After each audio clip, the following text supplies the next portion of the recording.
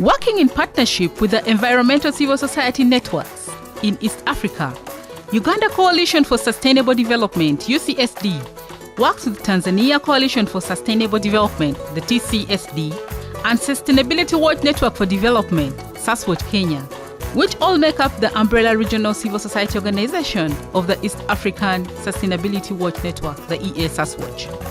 The EASUSWATCH advocates for sustainably managing natural resources within the Lake Victoria Basin. While celebrating our East African citizenship, the EASUSWATCH continues to highlight pertinent challenges of energy, water and sanitation, agriculture and food security, and climate change.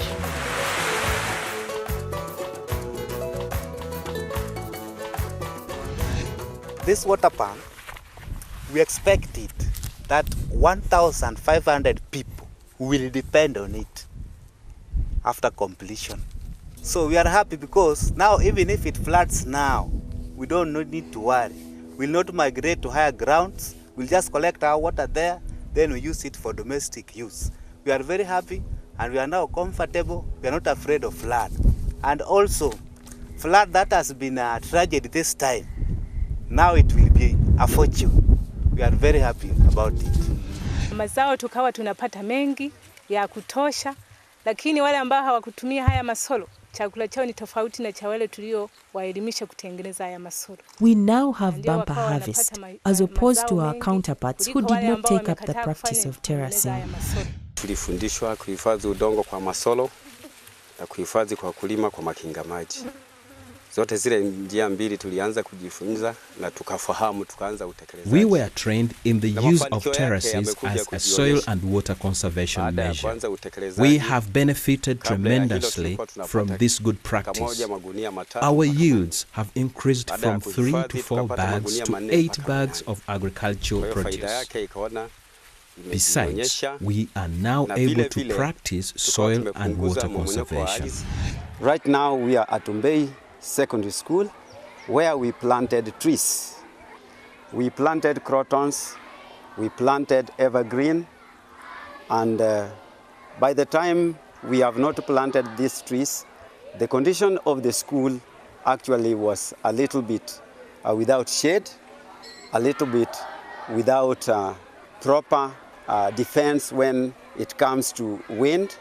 The wind could come and flow off the roofs, but now it is a little bit all right. Now, since the introduction of tree planting project, the students have really participated in maintaining the trees, watering them, and weeding them. Also, students have managed to apply that in their homes in planting of trees. This is my garden. In it, I cultivate cabbage, bananas, and cassava. I have water nearby, and I water my garden regularly. I am pleased because I am able to sell the produce and get money. Previously, people have been relying on the mercy of God for rains. Currently, the trend has really changed, and where people really plant and they're expecting rains and rains don't come. One of the solutions we have a tidal pump irrigation system, which is a cost-effective irrigation set. When actually you look at forests they play a very important role in the water cycle. The water we have is water that actually goes up in the atmosphere as rainfall and then comes back. So the forests help actually to maintain the water cycle. Without forests, then you'll find that the water going into the atmosphere, the amount of water will reduce. So in that respect, water and forests are related. The forest cover actually improves the availability of water, because as the plants transpire, the water goes into the atmosphere, then it condenses and comes back as rainfall. So in that respect, water and forests are important. So there is that kind of linkage. But also forests help to maintain the catchments. Areas where you have forests, then it is always said that forests are water catchments. The water will be stored there. The water will be released to the river. Some of it will go underground, so they will help. So when one is looking at addressing impacts of development and climate change, then ensuring that as you try to manage your water resources, you also look at how you can improve the forest cover to help you maintain the water cycle and also help you to address the impacts of the different changes is important. Enhance our benefits of the water resource would be, we should now be more conscious to issues of climate change. Climate change is here with us. Now the issue is we should look at how do we adapt to challenges associated to climate change. How do we answer to disasters? How do we answer to calamities? How do we answer? We should be conscious that everything we do should be always putting climate change on top of our agenda, so that our water as a resource is conserved.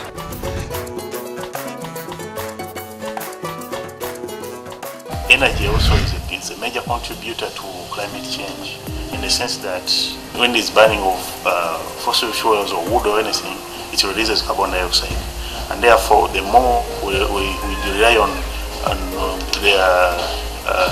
some forms of energy, we are releasing a lot of carbon dioxide, and therefore the focus on climate change and energy becomes very important, and therefore the sort of interventions we need today that can ensure that we don't add more carbon dioxide in the atmosphere.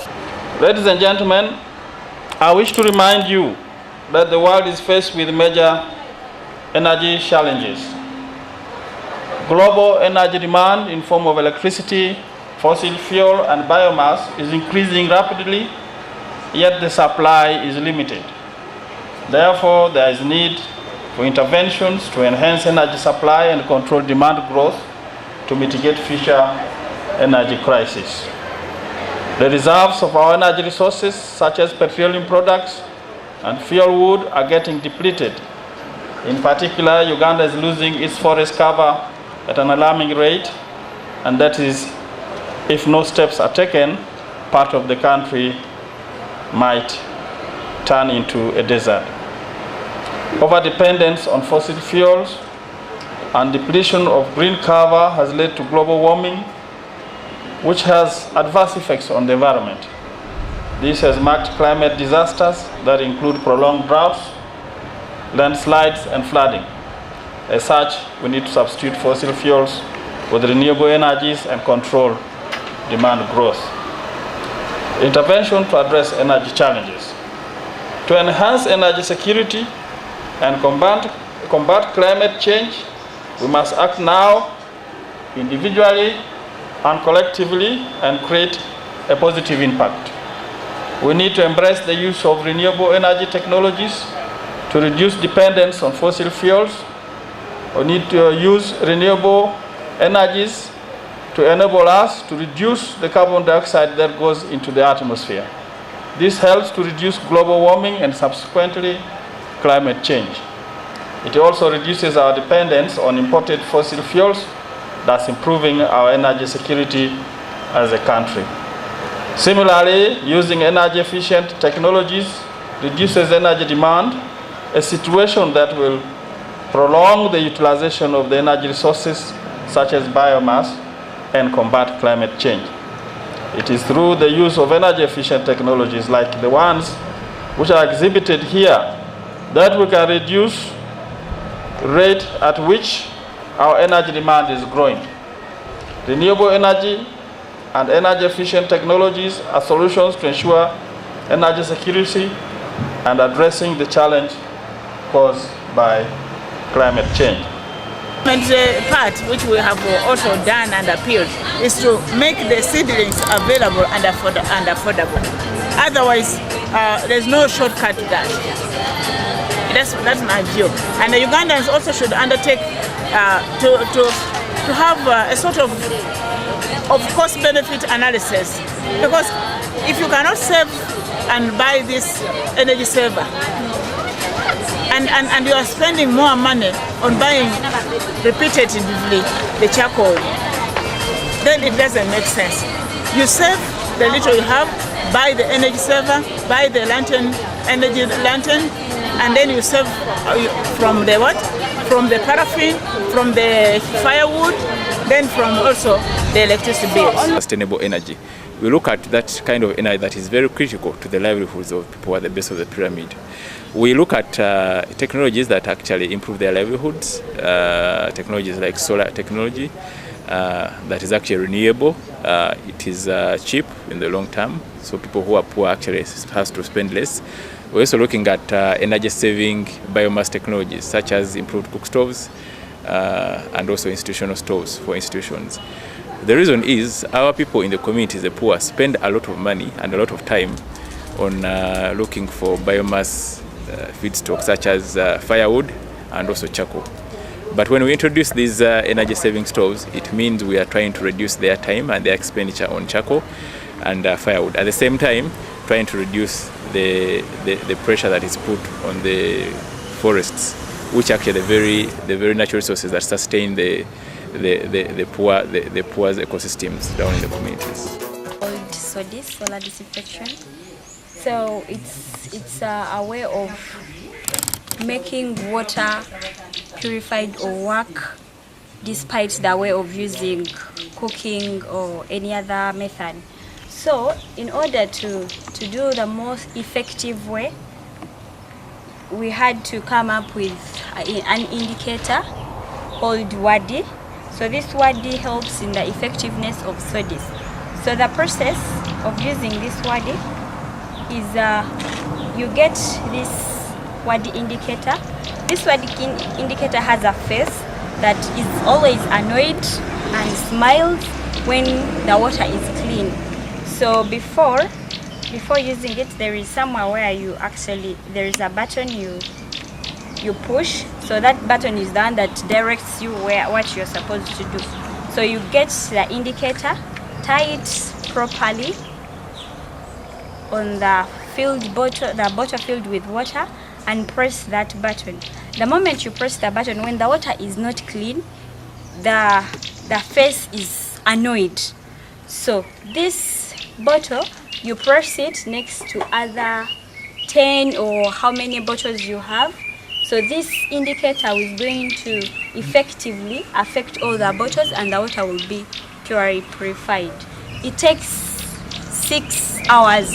If you put it in the morning, by the end of 6 hours, when this face smiles and put a real smiling face, if it puts a smiling face, that shows that the water is ready to be drunk.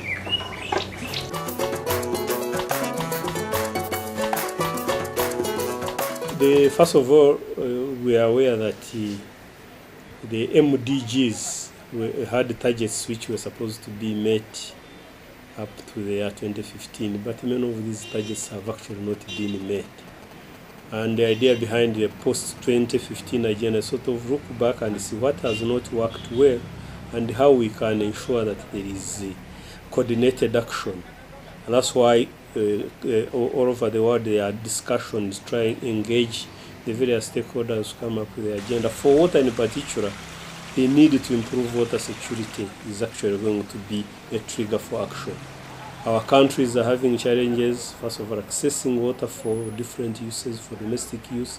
Water is now becoming a problem, floods and droughts, and the need to ensure that all of these various sectors and economic activities get water. So my view is that the need to improve water security is going to trigger action so that we can ensure that we have adequate water of good quality and adequate quantity to meet the various needs.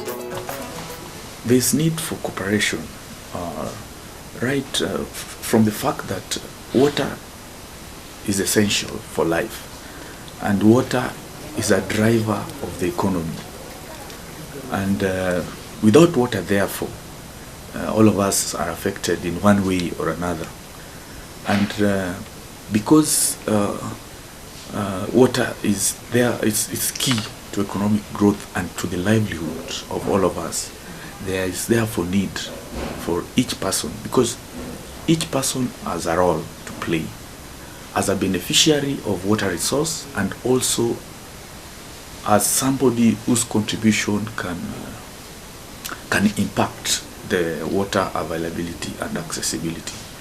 So each person has a role to play, and therefore to ensure water sustainability. So now we have recognized that if you need to manage water, you need to do it at the lowest level, because water really, the impacts of water can be felt at the lowest level. So in Uganda, we have, for the last 2-3 years, we have been implementing what we call catchment-based integrated water resources management, where we are actually preparing water development and management plans through a stakeholder-driven participatory process. So we go on the ground, we get the stakeholders to define the challenges, how they can address them, and where they want to be in the future. So right now we are having examples of actually catchment-based integrated planning going on right now in 6 catchments all over the country.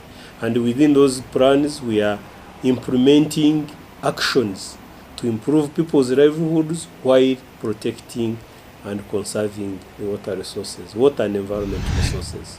The concept of greener production is win-win. It helps industries make money, but at the same time protect the environment by preventing pollution at source. And one of the key issues that we are actually saying to the industries is that any form of waste is actually a money.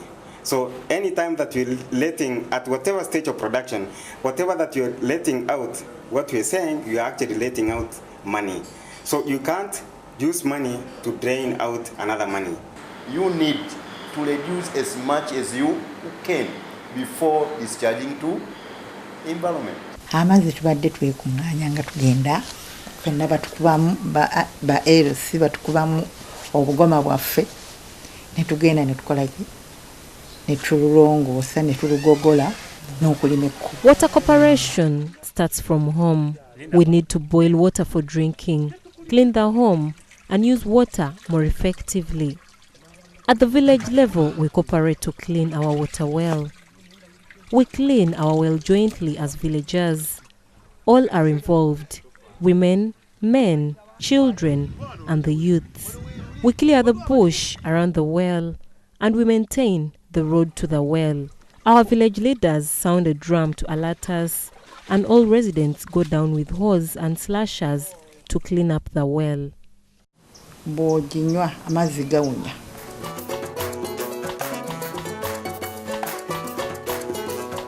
More on protecting the environment. There is the challenge of creating awareness but the people have no option.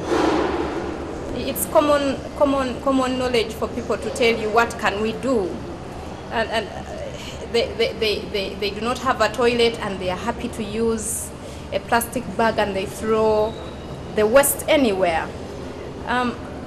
This for me calls for working together to ensure that the policies are implemented, to ensure that there is wide public awareness, but beyond the awareness, to ensure that key actions are implemented.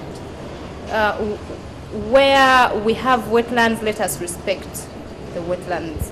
Let us plant trees. Let us protect our water for today and tomorrow.